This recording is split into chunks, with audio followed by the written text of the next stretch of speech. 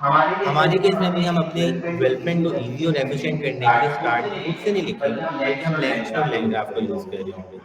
तो LangChain है उसका हमें क्या फ़ायदा है? पहले हम यहाँ से स्टार्ट करते हैं। अच्छा, यहाँ पे एक डायग्राम है। अभी हमने कहा LangChain हमें कुछ एब्स्ट्रैक्शंस बना के दे देता है, क्यों बना के देता है? या क्या फ़ायदा होगा उसका? या हमारे लिए क्या ईज़ीनेस है उसके अंदर? पहली चीज़ है हमारे पास प्रॉम्प्ट्स। अभी तो हमने खाली देखा, हम इंस्ट्रक्शन पे जाके लिखते थे कोई सिस्टम प्रॉम्प्ट, इसके अगेंस्ट हमारी जो प्रॉम्प्ट इंजीनियरिंग है बहुत ही ज़्यादा डिटेल में होती है, उसमें काफ़ी सारी चीज़ें यूजेबल हो रही होंगी, तो हमारे पास LangChain के अंदर आ जाती है प्रॉम्प्ट कंट्रोल। ऐसे अभी हमने बात की मॉडल्स की, तो मॉडल्स के केस में हमारे पास कौन सा हमने मॉडल यूज़ करना है, उसके लिए उन्होंने कुछ ना कुछ एब्स्ट्रैक्शन बना दिए कि आप खाली उस कंपोनेंट को चेंज करो और आपको पूरे भी सिस्टम को नहीं बदलना पड़ेगा, कोड दोबारा से नहीं लिखना पड़ेगा कि मुझे जेमिनी के लेते हैं नोटबुक की, ओपन AI के लेते हैं, और लामा नहीं लेना है, बल्कि आप एक ही जगह के ऊपर सारे काम कर सकोगे। इसी तरह से हमने एक टूल्स की बात की। हमने देखा था फंक्शन कॉलिंग या एक्शन कॉलिंग कि हम रैपिड में जाते थे, वहाँ से एपीआई लेकर आते थे, फिर स्पेक पेस्ट करते थे, वो चलना शुरू हो जाती थी। तो ऐसे LangChain ने हमें जो टूल कॉलिंग है, उसके लिए भी एक एब्स्ट्रैक्शन बना दी इस चीज़ में कि आपको जो सा भी टूल यूज़ करना है ना, या जो भी एपीआई कॉल करवानी है, या जिस भी एपीआई की या डेटाबेस की या जिस भी चीज़ की एक्सेस देनी है अपने एआई सिस्टम को, वो भी आप इसके थ्रू दे सकते हैं। इसी तरह से यहाँ पे कुछ और चीज़ें हमारे पास आउटपुट पार्सर है, आउटपुट रिस्पॉन्स के लिए। फिर हमारे पास है वेक्टर स्टोर्स।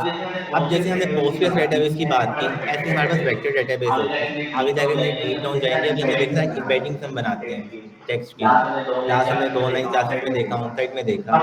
अब वो एम्बेडिंग्स बनाने के बाद हम जो स्टोर करते हैं ना, वो किसी वेक्टर डेटाबेस में करते हैं, फिर हमें वहाँ से कंटेंट रिट्रीव भी करना होता है। तो जो ये सारी एब्स्ट्रैक्शन है ना, इनके कंपोनेंट्स हमें लैंग्वेज में बना के देती है, जिनको यूज़ करते हुए हम काफ़ी फास्ट भी कर सकते हैं अपनी डेवलपमेंट को और ईज़ी भी कर सकते हैं।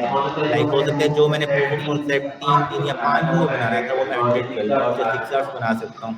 तो हम ऐसा करते हैं कि LangChain पे जाके पहले हैंड ऑन करते हैं, और जो काम हमने जेमिनी के साथ किया था ना लास्ट टाइम, उसमें से कुछ चीज़ों को हम LangChain के साथ करके देखते हैं, और फिर वहाँ से आके हम जाएँगे LangGraph के ऊपर।